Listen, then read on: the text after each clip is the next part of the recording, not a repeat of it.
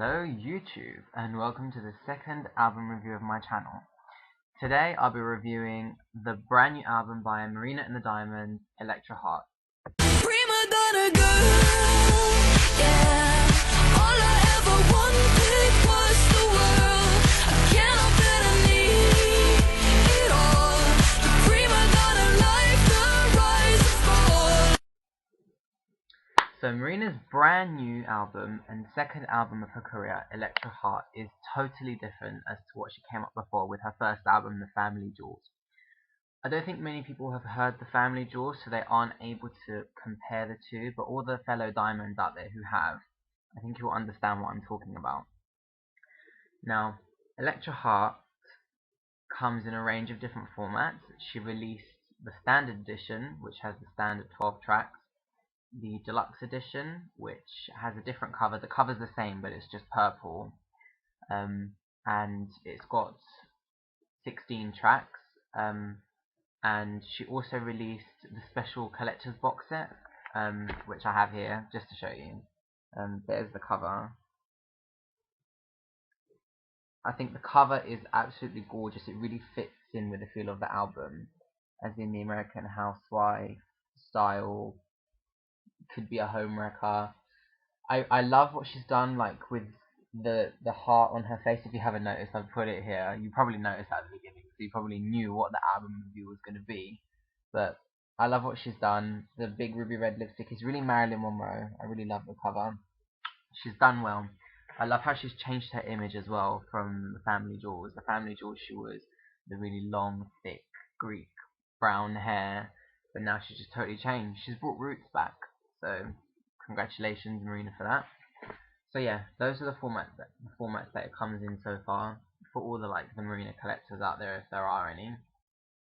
And yeah, I'm gonna crack on with the review. So a little bit of background. When Electra Heart was first announced, there was like a few demos released. I'll also go through the demos that didn't make the album as well, just so it's kind of like a full review.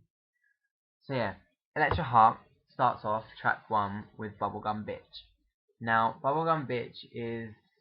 Marina's not from the first album, she's not really known to have many electro-sounding songs, like really fast, lively, dancey songs.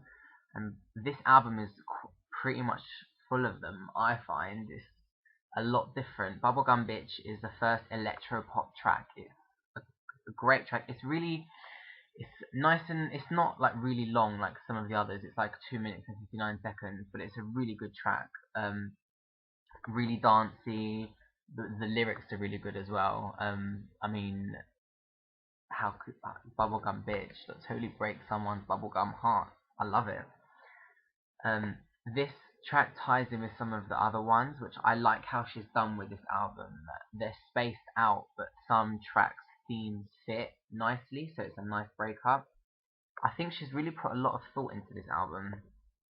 Track 2, the first single, Primadonna. When this first came out, I haven't met one person who disliked that song. That song is absolutely amazing. Everyone loves that song. It is such a dancey tune. This is one of the tracks that fits in with the Bubblegum Bitch theme. The whole, housewife trying to break free, not wanting to conform to the normal female stereotype. Primadonna is just such an amazing song, produced by Dr. Luke. I know Marina said she'd never work with Dr. Luke, but I'm glad that she did, because it shows that her creativity goes forward now. I think she said in an interview that she's glad that she tried different routes with this album, and this album really does show that she's worked hard. Track 3, Lies. I really think this is going to be the third single. Lies is a great track. It's really deep. The lyrics are... It's one of the breakup feel tracks that Marina's done. I think she said she was going through a relationship and she wrote Lies because the man was a total dick to her and just lied, probably. But it's a great track. It's such a mellow track. It's lively as well. In the chorus, people expected Lies to be a lot like the acoustic version she released, really slow. but I like the feel of Lies. It's not one of those tracks that are constantly slow and you just want to move to the next one, because admittedly I prefer the more lively tracks myself from anyone. I do like slow songs, but I like how Marina's mixed it up. Track 4 is the free promotional single that she did, Homewrecker. Such an amazing track. It reminds me a bit of Pet Shop Boys style. I think that was a main influence behind it, actually. I love the spoken verses. Not many people do spoken verses, and I love the fact that she mixed it in, and it's really great. It's a really great track. Um, Nice and lively. Um, just it fits on this album so well. Someone said to me that Homewrecker was a track that they could have seen on the Family Jewels, but I disagree. I think Homewrecker fits on Electra Heart. So track 5, Starring Role. I feel that this is the most relatable song on the album. I mean, there's always gonna be that someone that you've dated that you've really grown to like, and then you're not the starring role, and there's always someone else who takes them away from you. This is the most relatable song I find on the album, and Marina said this was her favourite track off the album, and I hope she releases this as a single, because I think a lot of people would relate to it and buy it. The lyrics are so deep. I love how she's incorporated her past relationship into this song. You can actually feel that from the song. It's written from the heart, not written as and just it's just not. I've lost my words. Sorry, this isn't going well. But anyway, it's not artificial. That's it. It's not an artificial thing that she's made up or manifested in her mind that she's written into a song. It's starring role, great track. The State of Dreaming. I feel that this one really does show Marina's vocal talent the most. It's such you don't expect a lot from this song. It's really unexpected as you go along. The verses are like very smooth and mellow, but then all of a sudden you get to the chorus and it's a really nice dancey like feel to it's a really lively chorus, and then when you get to the bridge after the second chorus, when she does the "If only you knew, my dear," her voice is flawless. It really does show off her vocal talent. I I never knew she could go that high. I've seen her live once. I saw her for the Family Jewels. She was fantastic live, but this track to me says that there's like a Kate Bush influence to it, because Kate Bush was. I know if people think that she sounds like she's wailing, but she's not. She's got such an amazing tone to her voice when she goes that high, and Marina pulled it off nicely. Power and Control, next track, which is the second single and my favorite track. It's such a hypnotizing song. The lyrics are so powerful. It's about a relationship, and there's a power diffusion, so like, you never know. Like, to her, she doesn't know who's got the power and who's got the control. Um, I'm so glad that she chose it as the second single. It's the first time I've ever listened to an album at the start and said, this is my favorite track, I want it to be a single, and then it's become a single. It never happened with me with Gaga. I wanted Shiza to be a single and I didn't get it. But, oh well. The video for Power and Control is gorgeous. I'll put a link to the videos to Primadonna and Power and Control down below. And the video is gorgeous. I've never seen Marina looking so flawless. I think this is the video that she looks absolutely stunning in. Out of her entire videography, sorry, she looks gorgeous in Power and Control. Living Dead is one of the demos that leaked, and we didn't know if it was going to be on the album. It made it.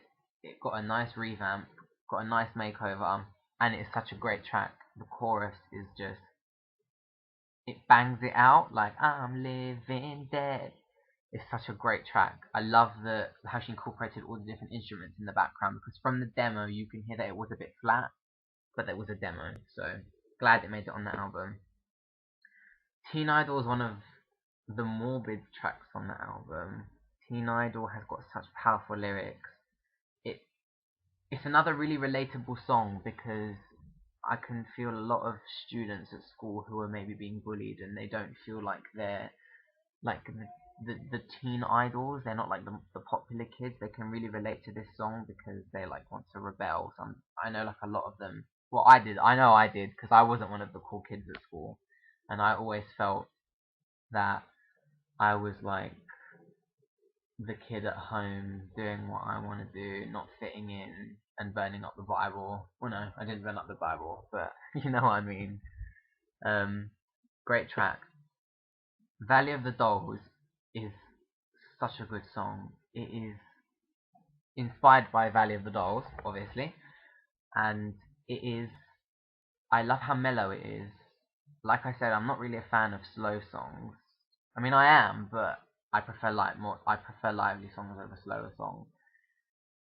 And this is one of the slow songs that I can always listen to because I love the mellowness of it. You can just sit down and relax to this song, even though the meaning isn't really meant to be relaxed to, but the tune, "In the Valley of the Dolls We Sleep," great song, love it.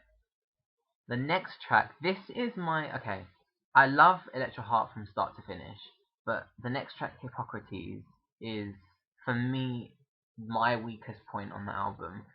I like it, but I have to be in the mood to listen to it. It's a good track. I love the meaning of it.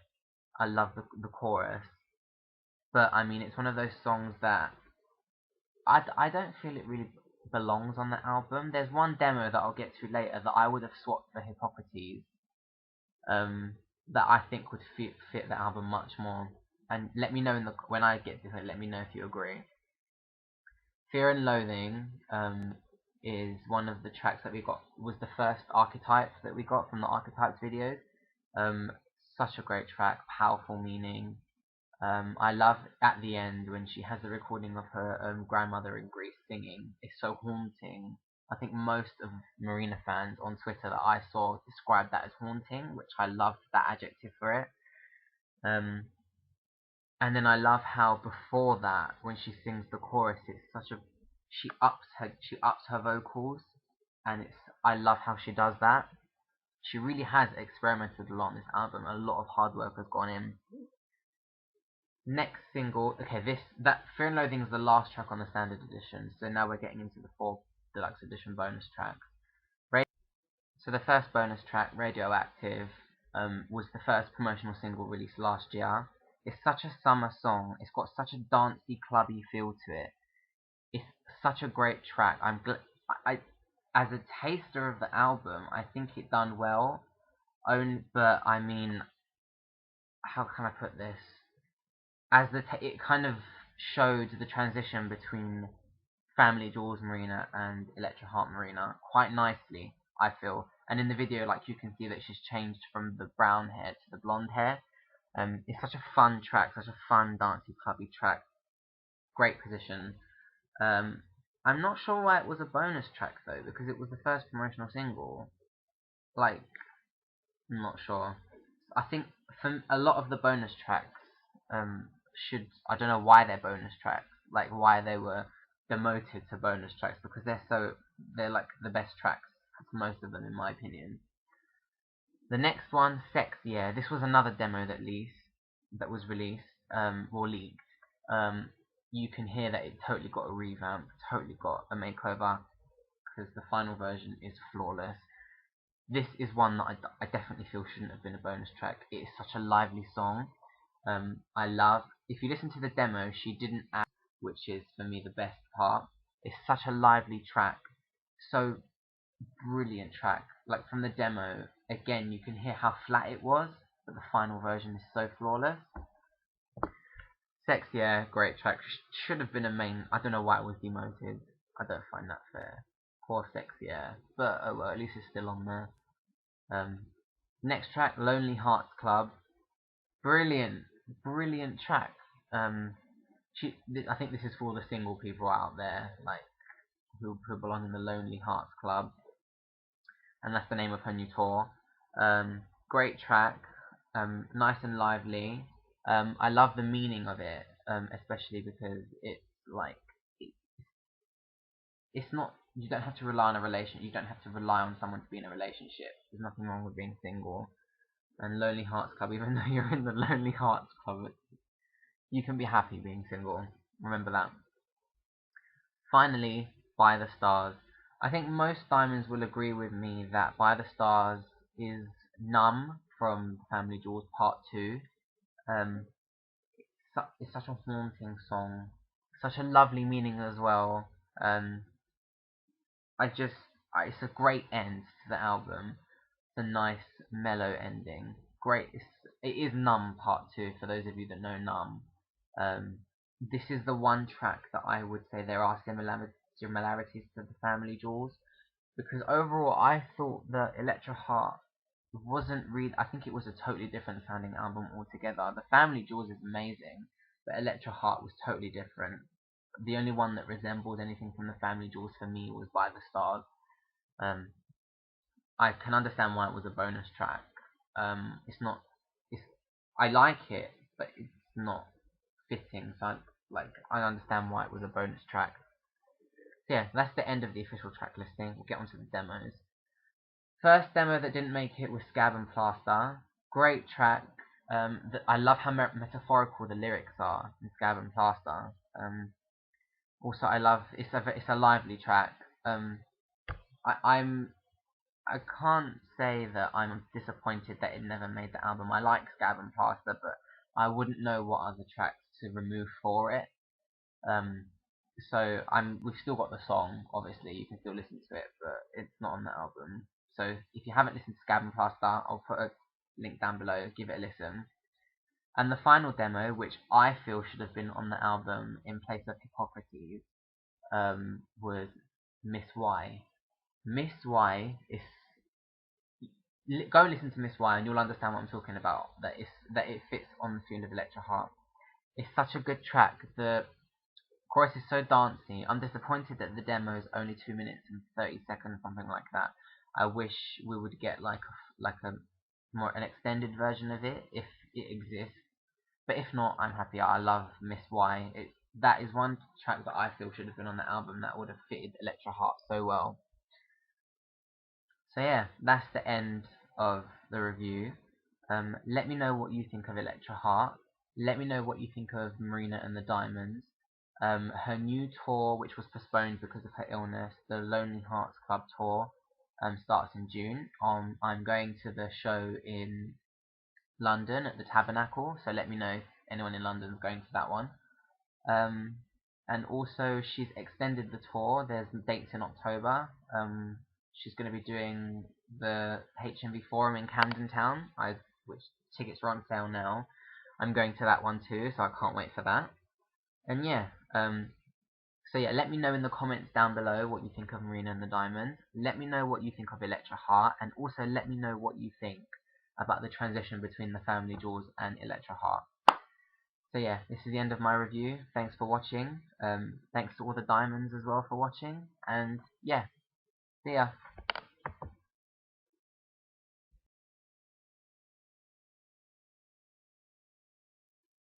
So totally forgot to put this in the other video. So I'll just edit it in. The magic of editing. Right. Just a quick shout out. I know you've been begging me for this. So here it is. It's to my friend Sam in Australia. Great guy, great little monster. What can I say? And I'm really envious of you that you're going to the Born This Way Ball in 10 days. But I hope you enjoy it. And yeah, great guy.